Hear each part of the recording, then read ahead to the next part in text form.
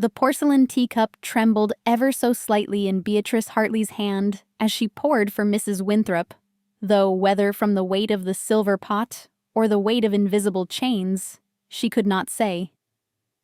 The drawing room of her cousin's Mayfair townhouse gleamed with afternoon light, every surface polished to cruel perfection, every cushion arranged just so. Beatrice moved through it like a ghost, present but unseen, necessary but unacknowledged. "More sugar, if you please," Mrs. Winthrop said, not bothering to look at her. Beatrice complied silently, her worn gray dress a stark contrast to the peacock display of silks and velvets surrounding her.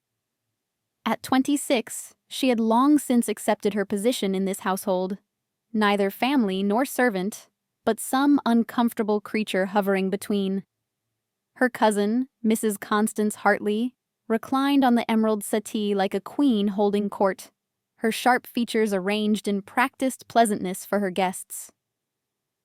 "And who is this young woman?" Lady Pembroke asked, finally noticing Beatrice as one might notice a piece of furniture moved slightly from its usual place. Constance's laugh was light, musical, and edged with glass. "Oh, merely my poor cousin. My father's brother's child, you understand. Orphaned quite young. She has nowhere else to go, poor thing." The words dripped with false sympathy that barely concealed the satisfaction beneath. "We keep her on out of Christian charity." Beatrice's fingers tightened imperceptibly on the teapot handle. 6 years. 6 years of this exquisite torture, of being reminded daily that she was a burden, an obligation, a debt paid with mounting resentment. She kept her expression carefully neutral, her posture perfectly composed. They could take everything from her: comfort, security, hope. But they could not take her dignity. That at least remained her own. She retreated to the corner of the room, becoming invisible once more. The ladies' conversation flowed on, a river of gossip about the season's prospects, Lord this and Lady that, who would marry whom and for how much. Beatrice had heard it all before, year after year, always from the shadows, never as a participant. She was too old now, too poor, too much of nothing to warrant consideration. The mantel clock struck 4 just as Hodgins appeared in the doorway. "Mrs. Hartley, Mr. Edmund Hartley has arrived. He requests an urgent word with you and Miss Beatrice." The room fell silent. Constance's eyes narrowed. "The solicitor? Whatever for?" Beatrice's heart began a strange, irregular rhythm. Mr. Hartley had managed her late father's meager affairs years ago. She could count on one hand the times she had seen him since. They found him in the study, a tall, angular man with silver threading through his dark hair. He rose as they entered, and something in his expression, a mixture of solemnity and barely suppressed excitement, made Beatrice's breath catch. "Mrs. Hartley, Miss Hartley." He nodded to each in turn. "I bring news regarding the estate of your late aunt, Miss Beatrice, Mrs. Thomasina Blackwood of Hampshire." "Aunt Thomasina?" Beatrice whispered. She barely remembered the woman, her father's sister who had lived reclusively in the country, unmarried and reportedly quite peculiar. They had exchanged perhaps 3 letters in as many years. "She passed 6 weeks ago," Mr. Hartley continued. "Her will was quite specific. Miss Beatrice, you are the sole beneficiary of her property, Thornfield Cottage, and its associated lands in Hampshire." The words seemed to hover in the air, impossible and shimmering. Beatrice stared at him, unable to process what she was hearing. Property. Land. Her own. Constance surged forward. "That's impossible. We are her closer relations." "The will is ironclad, Mrs. Hartley," the solicitor said firmly. "However, there is a condition." He turned to Beatrice, his expression grave. "You must marry within 30 days of this notification, and to a gentleman whom Mrs. Blackwood deemed of suitable character. She has had pre-approved such a gentleman." Should you refuse, or should you fail to marry within the specified time, the property passes to the Society for the Relief of Distressed Gentlewomen. Beatrice felt the room tilt slightly. Marriage, to a stranger approved by an aunt she barely knew. It was absurd, impossible, gothic in its strangeness. And yet, "Who is this gentleman?" she managed to ask. "Mr. Thomas Ashford, a respectable man of good character." Mrs. Blackwood knew his late mother. They were dear friends in their youth. "He has been apprised of the situation and has agreed to present himself to you, should you wish to consider the arrangement. But the choice, Miss Hartley, is entirely yours." Entirely yours. The words echoed strangely. When had anything ever been entirely hers? "This is outrageous," Constance hissed. "Some fortune hunter preying on a dying woman's—" "I assure you, madam, Mr. Ashford requires no fortune," Mr. Hartley interrupted coolly. "His circumstances are quite comfortable. But the details of the arrangement are for Miss Hartley to consider. I shall leave these documents with you." He placed a leather folder on the desk. "You have until the 18th of December. I shall call upon you tomorrow at my offices in Lincoln's Inn, Miss Hartley, should you wish to meet Mr. Ashford and discuss the matter further." After he left, the silence in the study was suffocating. Constance turned to Beatrice, her face mottled with rage and something worse, naked jealousy. "You ungrateful creature! After everything we've done for you, you've done nothing but remind me daily of my dependence," Beatrice said quietly, surprised by her own boldness. Something had shifted inside her, some locked door pushed ajar. "I have earned my keep in this house 10 times over. How dare you?" Constance's voice dropped to a venomous whisper. "Pack your things. I want you gone by morning. Let's see how you manage without our charity." Beatrice met her cousin's gaze steadily. "As you wish." She spent that night in the small attic room she had occupied for 6 years, folding her meager belongings into a single trunk. 3 dresses, a few books, her mother's pearls, the only valuable things she owned, tucked carefully in a handkerchief. As dawn broke over London, gray and cold, she descended the stairs for the last time. No one came to see her off. The hackney cab delivered her to a modest but respectable inn near Lincoln's Inn Fields. Beatrice paid for 3 nights with nearly the last of her money. A few pounds Constance had grudgingly given her years ago for necessities, which Beatrice had hoarded like a miser, knowing that one day she might need them for exactly this. Mr. Hartley's offices were precisely what she expected. Dark wood paneling, law books lining every wall, the smell of leather and old paper. But it was the man rising from the chair by the window who captured all her attention. Thomas Ashford was tall, perhaps 30, with dark hair and eyes of an indeterminate color between gray and blue. He wore a simple but well-cut coat of charcoal wool, no ostentation, no flash of wealth. His face was handsome in a quiet way, all clean lines and serious expression, but it was his eyes that struck her. Intelligent, assessing, and carrying within them a shadow of old sadness. "Miss Hartley?" He bowed, not too deep, not too shallow. His voice was cultured, warm. "Thank you for coming." "Mr. Ashford?" She curtsied, acutely aware of her worn traveling dress, the tired set of her shoulders. "I confess I am at something of a disadvantage. You know my circumstances. I know nothing of yours." A faint smile touched his lips. "Fair enough. Please, sit." They arranged themselves in the chairs Mr. Hartley indicated, and the solicitor poured tea with brisk efficiency before settling behind his desk. Thomas leaned forward slightly, his gaze intent on Beatrice's face. "Your aunt and my mother were dear friends in their youth. When my mother was dying 3 years ago, Mrs. Blackwood visited her frequently. They spoke of many things, including their concerns for those they would leave behind." He paused, seeming to choose his words carefully. Your aunt was worried about you, trapped in a situation where your talents and character were wasted. My mother worried about me for different reasons.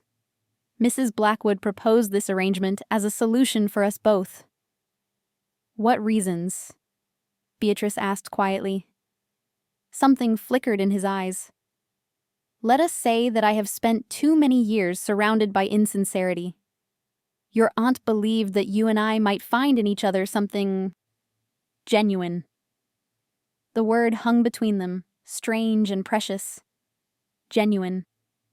How long since anything in her life had been genuine?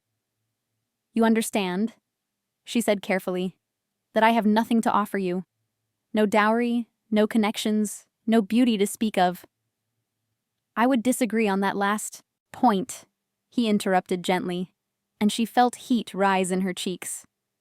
But more importantly, I am not seeking any of those things. I seek what your aunt believed we might build together. An honest partnership. You would marry a woman you do not know based on the word of two dying women? The absurdity of it struck her suddenly, and a laugh, half hysterical, half genuine, escaped her lips. He smiled then, truly smiled, and it transformed his face. When you say it like that, it does sound rather mad. But I have made worse decisions with far more information.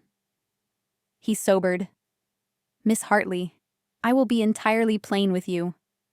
I am proposing a practical arrangement, yes. But I believe that we might also find companionship, perhaps even affection, in time. Your aunt's will requires marriage, but I would never force you to anything beyond that which you freely give. We could begin as partners and see what grows from there.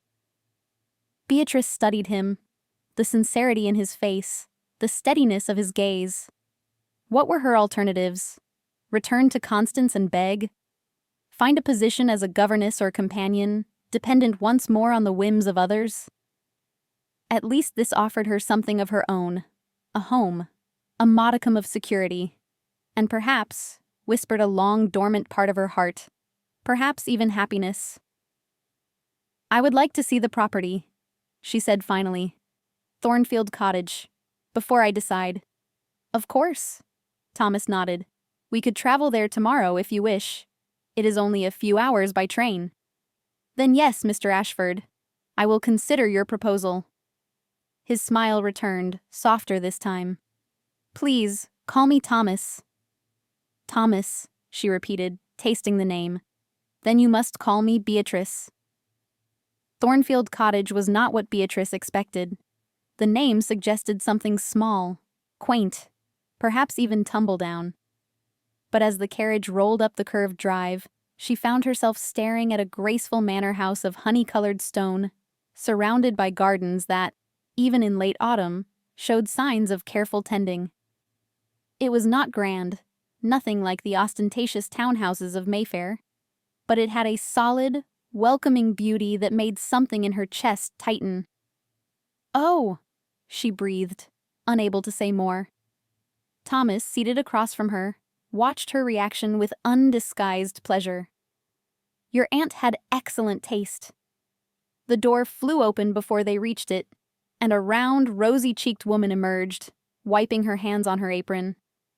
Miss Hartress! Oh, bless me! You're the very image of your dear mother. I'm Mrs. Dobson, the housekeeper. Your aunt spoke of you so fondly. Beatrice blinked back unexpected tears at the warmth of the greeting. She did? Oh yes, dear.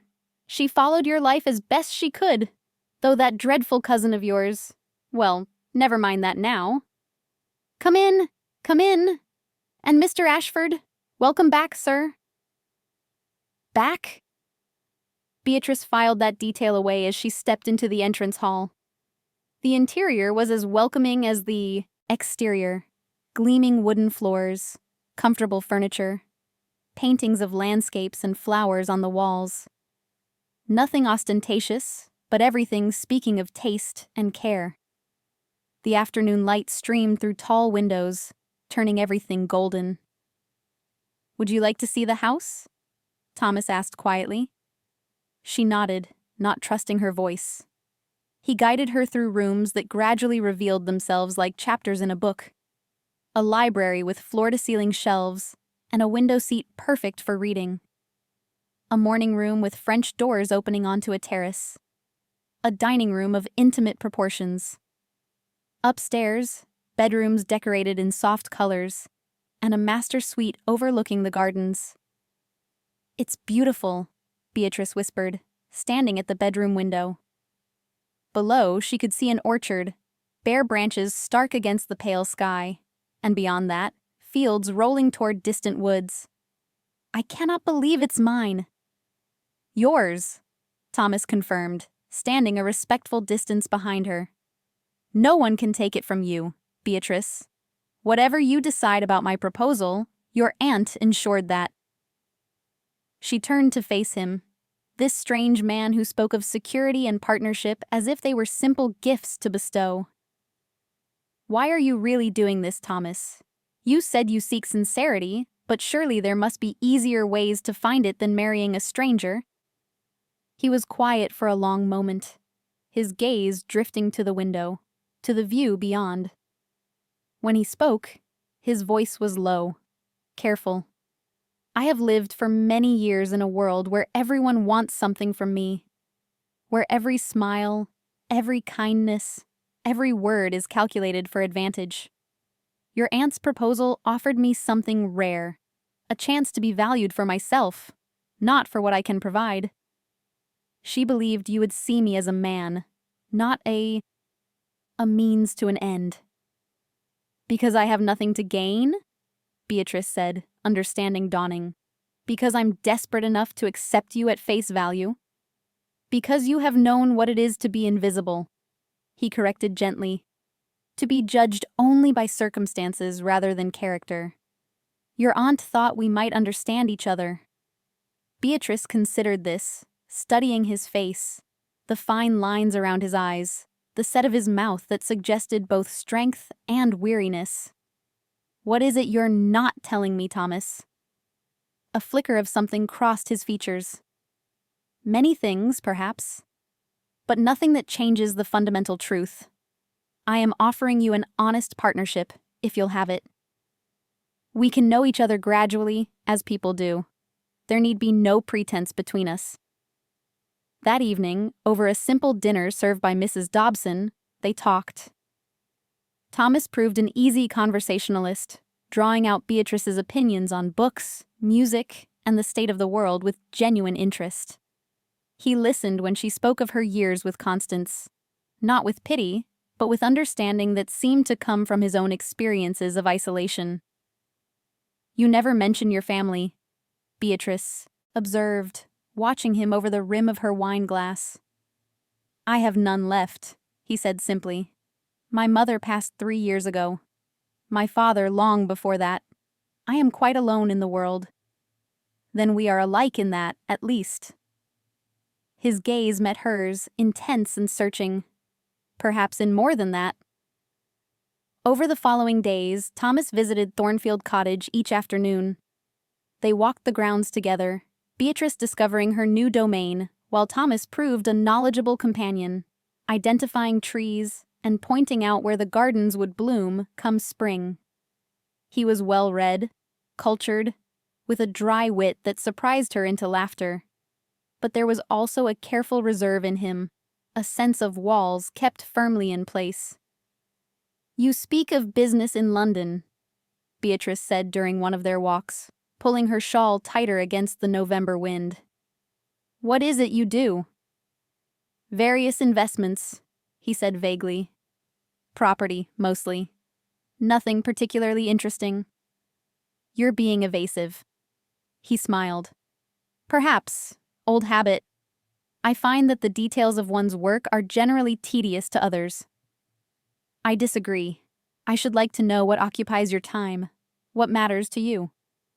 He stopped walking, turning to face her fully. "What matters to me," he said slowly, "is finding some measure of peace, of building a life that means something beyond mere accumulation. I have spent too long in pursuits that left me hollow. Does that satisfy your curiosity?" There was something raw in his voice. A vulnerability quickly shuddered. Beatrice nodded, not pressing further, though questions multiplied in her mind. On the fifth day, as they sat in the library after dinner, Thomas steeping his tea with careful precision, she made her decision. "I will marry you." His hand stilled. He looked up at her and she saw hope flash across his features, quickly tempered by caution. "You're certain?" "As certain as one can be when embarking on something quite mad," she said with a small smile. "But yes, I believe we could make something good of this, Thomas. And I find that I trust you, which surprises me almost as much as this entire situation." He set down his cup and crossed to where she sat, kneeling beside her chair so their eyes were level. "I will do everything in my power to ensure you never regret this choice, Beatrice. I swear it." She placed her hand over his, feeling the warmth of his skin, the slight tremor that betrayed his emotion. "Then let us make our mad venture together." They were married a week later in the small church at the edge of the village, with only Mrs. Dobson, Mr. Hartley, and the vicar as witnesses. Beatrice wore her mother's pearls and her best dress, a blue muslin that, while not new, became her well enough. Thomas stood beside her in sober black, his expression grave and tender as they spoke their vows. "I, Thomas Ashford, take thee, Beatrice Hartley." The words, ancient and binding, seemed to echo in the quiet church. When the vicar pronounced them man and wife, Thomas lifted her hand to his lips with a gentleness that made her breath catch. That night, as twilight deepened outside the windows of Thornfield Cottage, they came together with a tentative care that gradually gave way to something deeper.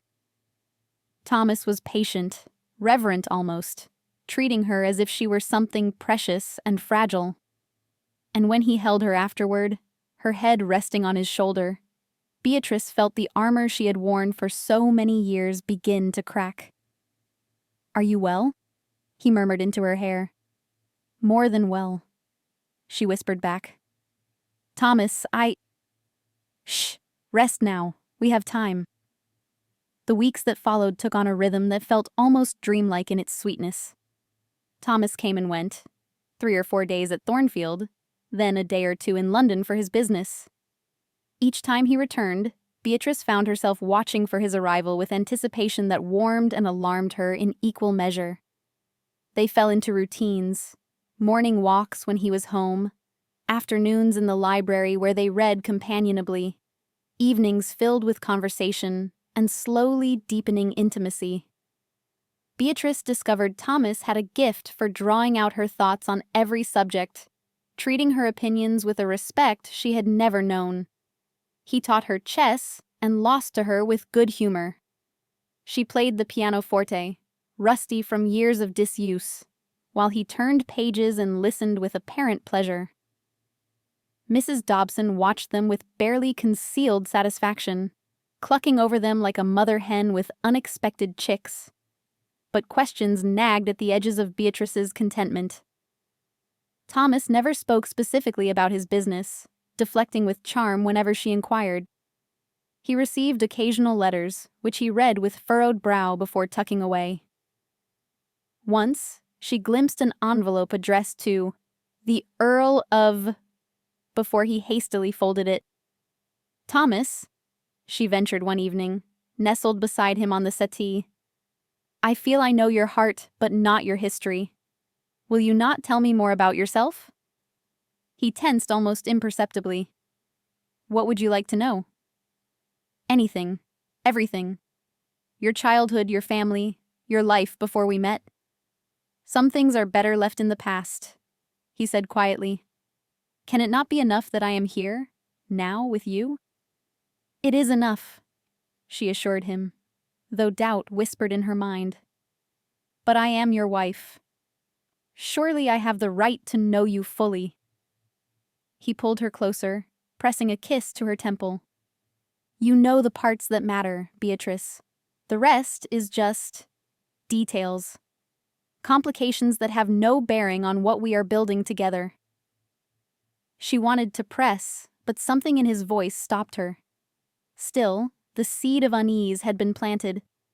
The seed sprouted into full bloom on a gray December afternoon. Beatrice was reviewing household accounts with Mrs. Dobson when Hodgins announced a visitor. Mrs. Constance Hartley, he intoned with obvious distaste. Beatrice's stomach clenched. Show her in. Constance swept into the drawing room with the air of someone entering enemy territory, her gaze raking over the comfortable furnishings with barely concealed envy. So this is your little cottage. How quaint. What do you want, Constance? Such hostility, cousin. I came to see how you were managing in your new circumstances. Married to your mysterious Mr. Ashford. Her smile was poisonous. Does he treat you well? Or have you discovered yet what manner of man you've bound yourself to? Thomas is a good man, Beatrice said firmly, though her heart had begun an anxious rhythm. Oh, I'm sure he is. Though it's curious, isn't it, that he never speaks of his family, his connections, his fortune. He has told me what I need to know. Has he? Constance moved closer, her voice dropping to a conspiratorial whisper. Has he told you, for instance, that he owns half of Hampshire? That he maintains 3 residences? That's enough, Mrs. Hartley. Thomas's voice, cold and commanding, cut through the room like a blade. He stood in the doorway, still in his traveling coat, his expression thunderous. Beatrice had never seen him like this. Every inch the aristocrat, power radiating from him like heat from a furnace. Constance paled but rallied. Mr. Ashford, or should I say? You should say nothing further, he interrupted, his voice deadly quiet. You will leave this house now and not return. Your petty jealousies and spiteful machinations have no place here. Beatrice deserves to know who she married, Constance hissed, but she was already backing toward the door. My wife knows everything that matters. Thomas's gaze never left Constance's face until she fled, dignity in tatters. The silence that followed was deafening. Beatrice stared at her husband, this stranger who suddenly seemed very different from the gentle, self-deprecating man she thought she knew. Thomas, she said quietly. What was she talking about? He closed his eyes briefly, and when he opened them, they held a resignation that sent ice through her veins. Beatrice. The sound of a carriage interrupted him. Through the window, Beatrice saw Mr. Hartley's familiar conveyance. Minutes later, the solicitor entered, papers in hand, his expression apologetic. My lord, he began, then stopped, glancing at Beatrice's confused face. Mr. Ashford, I apologize for the intrusion, but these documents require your signature, and— My lord, Beatrice interrupted, her voice strange and distant to her own ears. Mr. Hartley's face went white. Oh dear, I thought— That is, I assumed you knew. What didn't I know? She looked between them, her pulse pounding. Thomas, what is he talking about? Thomas drew in a long breath, squaring his shoulders as if preparing for battle. Beatrice, I should have told you from the beginning. I wanted to, but— He stopped, ran a hand through his hair. My full name is Thomas Ashford, Earl of Pemberton. I am, as your cousin so eloquently mentioned, somewhat more than comfortably situated. The room tilted. Earl. One of the highest ranks in the peerage, wealthy beyond measure, and he had led her to believe he was merely a gentleman of modest means. You lied to me. Her voice was barely a whisper. I omitted, he said quickly, stepping toward her. She held up a hand, stopping him. Beatrice, please understand. I never wanted you to know me as the Earl. I wanted to be just Thomas to you, just a man. I wanted what we built together to be real, not influenced by titles or wealth or expectations. How dare you? The words came out with more force than she expected. How dare you talk to me about sincerity and honesty while concealing something so fundamental?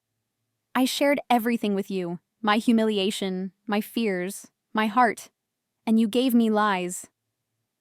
Not lies, he insisted. Everything I felt, everything between us, was genuine. Was it? Tears burned her eyes, but she refused to let them fall. Or was I just an amusing experiment? The poor relation who would be grateful for your condescension? Did you and your mother and my aunt all have a good laugh planning how to give charity to pitiful Beatrice? That's not... Beatrice, you must know that's not how it was. I don't know anything anymore. She turned away, unable to look at him. I need you to leave. Beatrice, leave. The word tore from her throat. Go back to your mansions and your title and your world of lies. I'm sure you'll find it much more comfortable than this quaint little cottage. She heard him draw breath as if to speak, then stop. Footsteps retreated. The door closed with terrible finality. Only then did Beatrice allow herself to collapse onto the settee, tears flowing freely now, her entire body shaking with the force of her grief. She had been such a fool, such a naive, desperate fool, believing that someone like Thomas Ashford, Lord Pemberton, could want her for herself. It had all been a game, an amusing diversion for a bored aristocrat. And the worst part, the absolutely worst part, was that she had fallen in love with him. Mrs. Dobson found her there an hour later, gathered her up like a broken bird, and led her upstairs to bed. For 3 days, Beatrice remained at Thornfield Cottage, moving through the rooms like a ghost.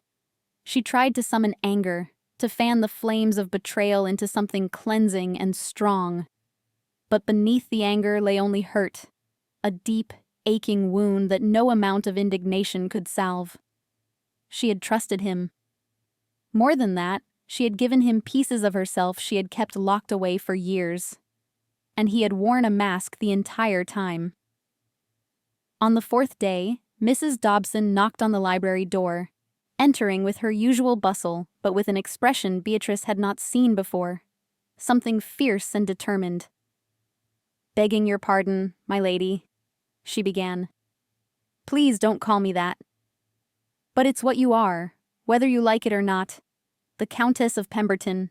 Mrs. Dobson settled herself in the chair opposite Beatrice with the air of someone preparing for battle. "And I've held my tongue long enough, which isn't my nature, as anyone who knows me can attest. Mrs. Dobson, I've served Lord Pemberton for 15 years, since he was a young man just come into his title after his father's death. I watched him navigate a world of vultures, every one of them wanting something from him.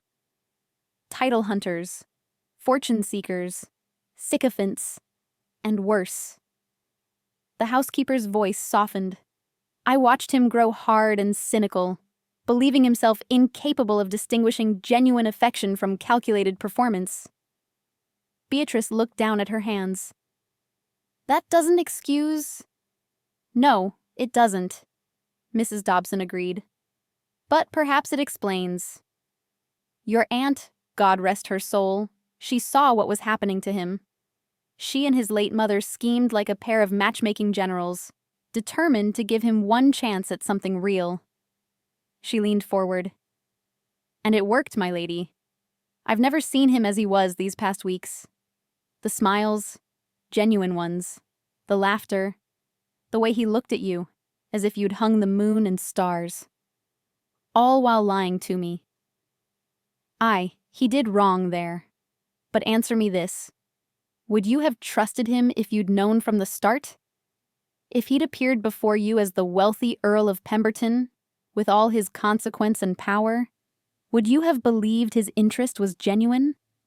Or would you have thought him a cruel man toying with you?" The question struck home. Beatrice closed her eyes, forcing herself to honesty. "I don't know. He gave you what you both needed, a chance to know each other without the weight of expectations, Was it misguided? Perhaps. But it wasn't malicious, my lady. Of that, I'm certain. After Mrs. Dobson left, Beatrice sat for a long time in the gathering dusk. The housekeeper's words circled in her mind, challenging the neat narrative of betrayal she had constructed. She thought of Thomas, the way he listened to her opinions, the gentleness of his touch, the vulnerability in his eyes when he spoke of seeking sincerity. Had those moments been lies? Or had they been the truest thing either of them had known? But understanding was not the same as forgiveness, and forgiveness was not the same as trust restored. Beatrice did not know if she could look at him and see past the deception, no matter how well-intentioned. She was still sitting there, motionless in the darkness, when she heard the sound of hoofbeats on the drive. Her heart leapt despite itself. She remained seated, listening to footsteps in the hall, Mrs. Dobson's low voice, then heavier footsteps approaching the library. The door opened.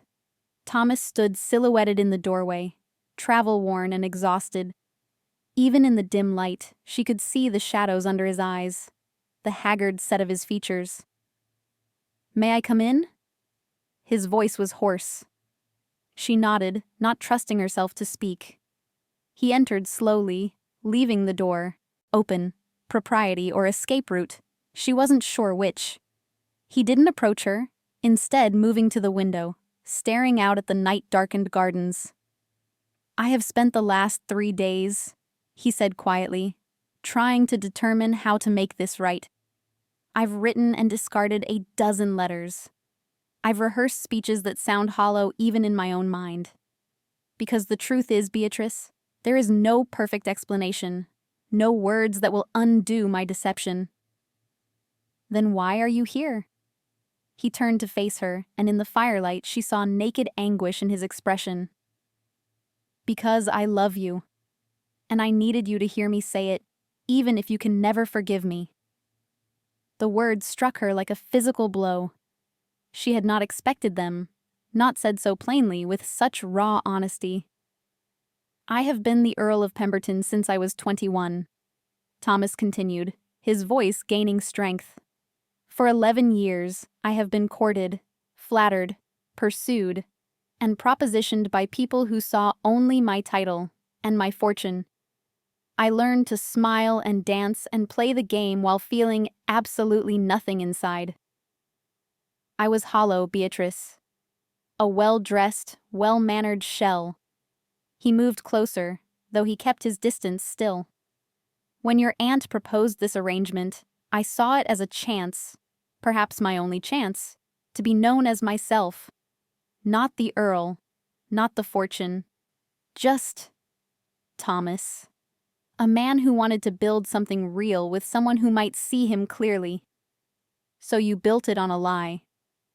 "Yes." He didn't flinch from the accusation. "I told myself I would reveal the truth once we knew each other. But as days passed, as I watched you bloom in your newfound freedom, as I fell more deeply in love with you than I thought possible, I became a coward. I feared losing what we had built. I feared seeing your face change when you looked at me, seeing me transform from Thomas to Lord Pemberton in your eyes. And yet it happened anyway. And yet it did."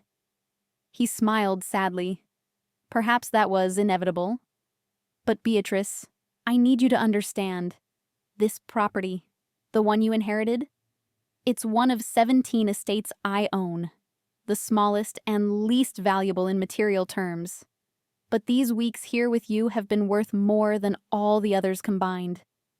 This place, with you, became my home in a way none of my grand residences ever did."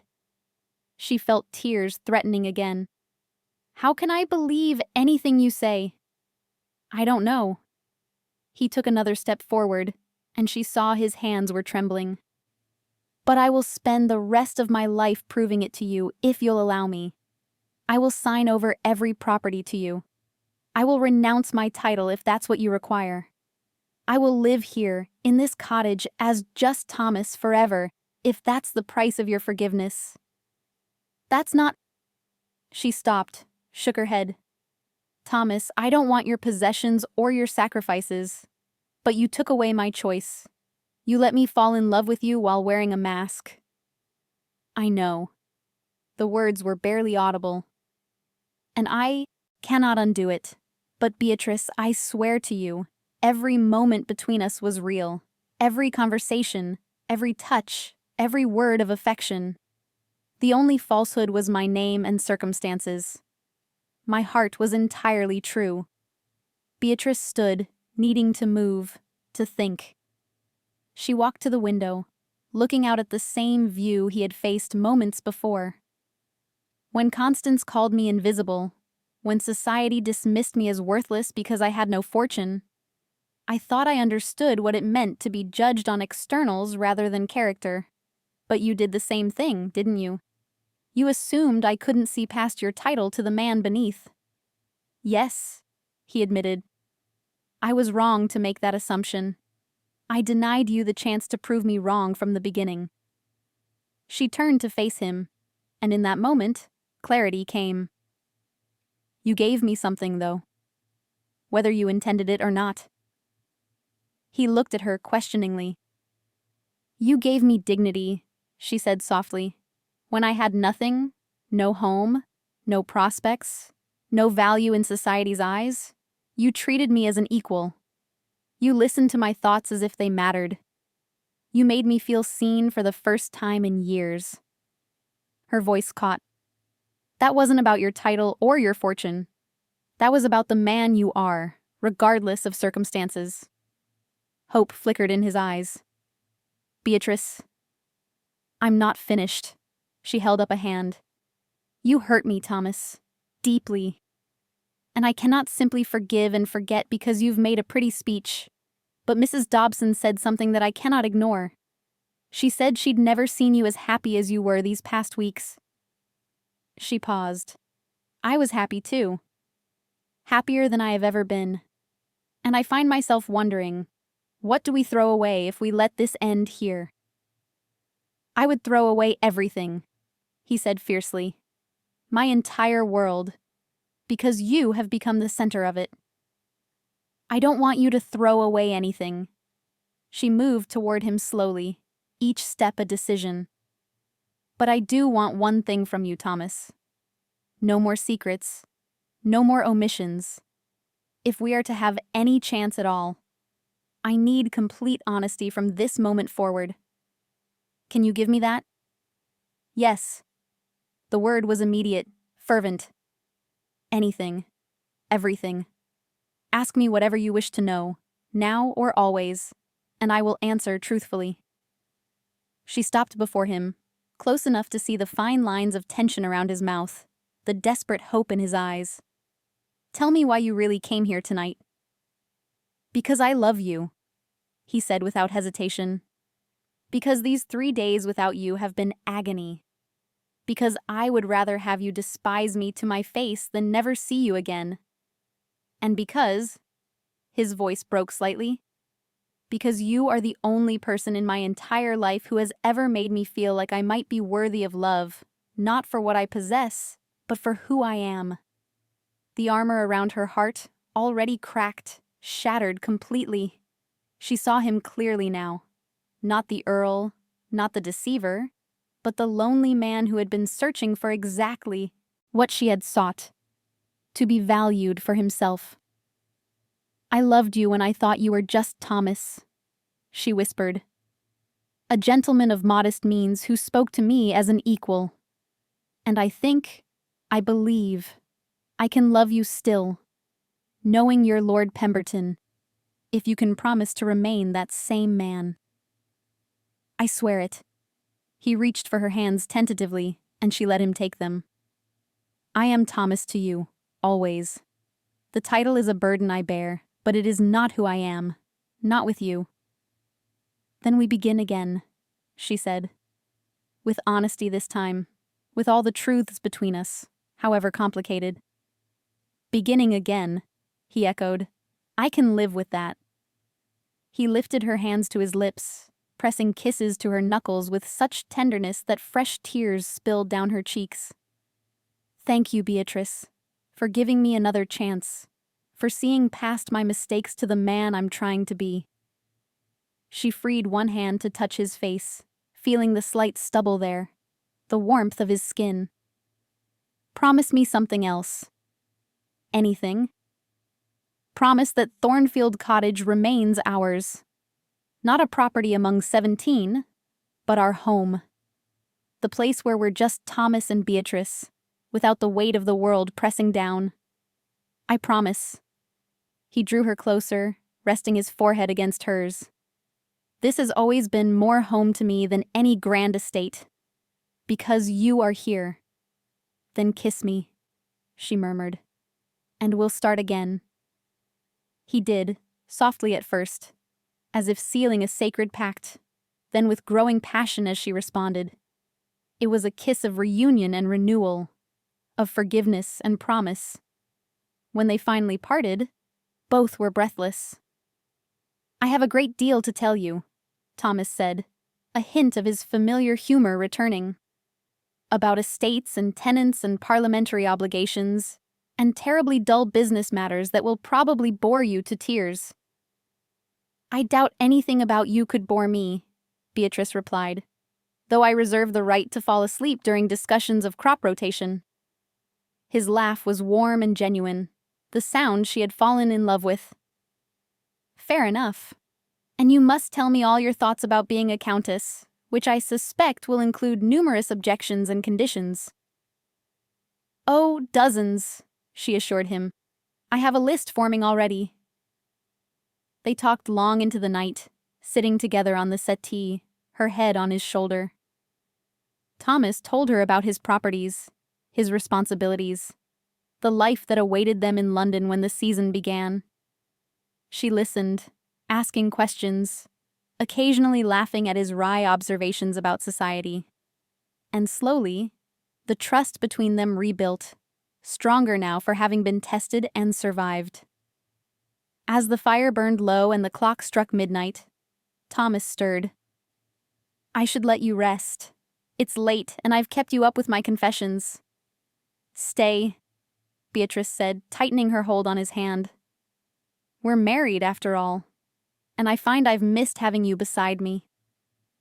The smile he gave her then was radiant with relief and joy. Then I shall stay.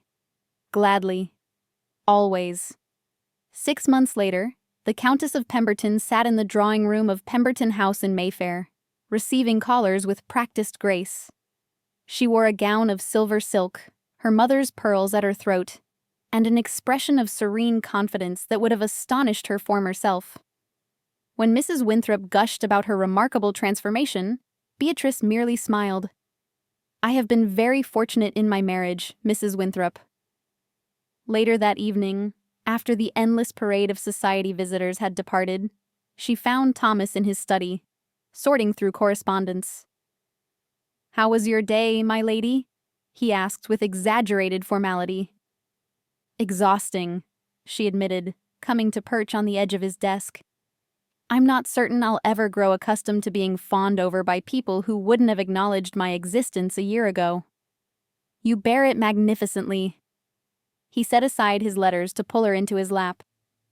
Though I confess I prefer you like this, annoyed and honest and entirely yourself. She kissed him, long and lingering. When do we leave for Hampshire? Tomorrow, if you wish. I've cleared my calendar for the next fortnight. Perfect. She nestled against him, content. I need to remember who we really are. Just Thomas and Beatrice. We're always just Thomas and Beatrice, he murmured into her hair. No matter where we are, or what titles they put before our names, that will never change. And it didn't. Through the years that followed, through seasons in London and quiet months at Thornfield Cottage, through the births of their children and the inevitable trials of life, they remained fundamentally what they had been in those first uncertain days. Two lonely souls who had found in each other exactly what they needed. The Earl and Countess of Pemberton became known for their happy marriage, their genuine partnership, and their curious preference for a modest manor in Hampshire over grander estates. Society never quite understood it. But then, society had never understood them at all, which suited Beatrice and Thomas perfectly. On warm summer evenings, they would walk the gardens of Thornfield Cottage, hand in hand, and remember the autumn day when a desperate woman and a lonely man had made a mad bargain that transformed them both. The cottage remained their sanctuary, the place where titles fell away and only truth remained. And there, in that honey-colored house with its welcoming light, they built a life that was extraordinary precisely because it was ordinary, filled with love, laughter, honesty, and the quiet joy of being fully known and fully cherished. It was, Beatrice often thought, the greatest fortune she could have inherited. Not property or position, but the simple, profound gift of being seen, of being valued, of being home.